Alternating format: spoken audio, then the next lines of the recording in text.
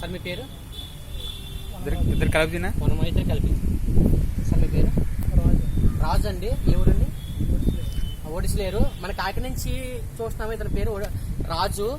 మనకి ఈయన మీకు కనిపిస్తున్నారు పూర్తిగానే. ఈయన పరిస్థితి మీకు అర్థమై ఉంటుంది. నేను చూపించేది ఒకటి చూపిస్తున్నాను మీకు. కానీ మార్నింగ్ నుంచి మన ఆంధ్రప్రదేశ్ నుంచి ప్రతి ఒక్కరు కూడా ఇటువంటి వ్యక్తులు చాలా మంది ఉన్నారు.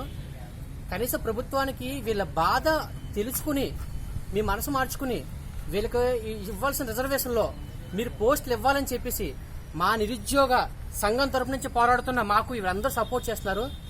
మీరు ఎప్పటికైనా సరే మీ పట్టును వదిలి వీళ్ళకి కావాల్సిన ఉద్యోగాలు ఇవ్వాలి.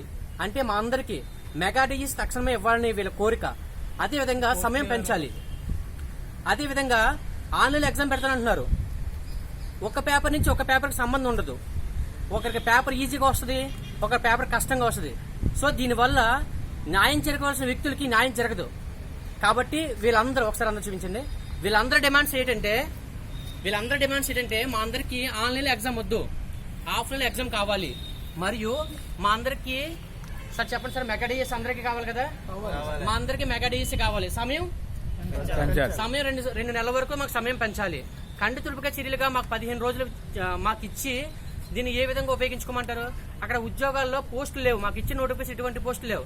ఈ వ్యక్తిని చూసినట్లయితే కనీసం ఈ వ్యక్తిని చూసినా సరే మన ప్రభుత్వం మీ మాటలు మార్చుకుని మీరు చేసిన తప్పుడు మేనిఫెస్టోల్ని కరెక్ట్ నిరూపించుకుని మాకు ఉద్యోగాలు ఇప్పించవలసిందిగా మా కాకినాడ తరపు నుంచి ఇతని వ్యక్తి మాట్లాడతారు. చెప్పండి సార్.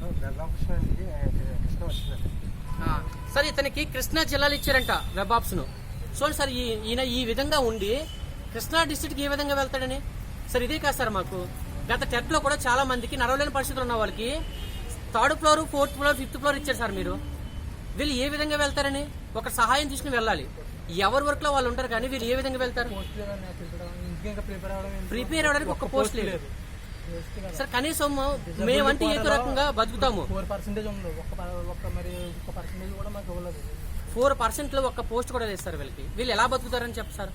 వీళ్ళ దగ్గర నుంచి ఓటు చాలా సులువుగా లాక్కున్నారు. మనకి వీళ్ళకి ఉద్యోగాలు ఎవరా? Thank you officer.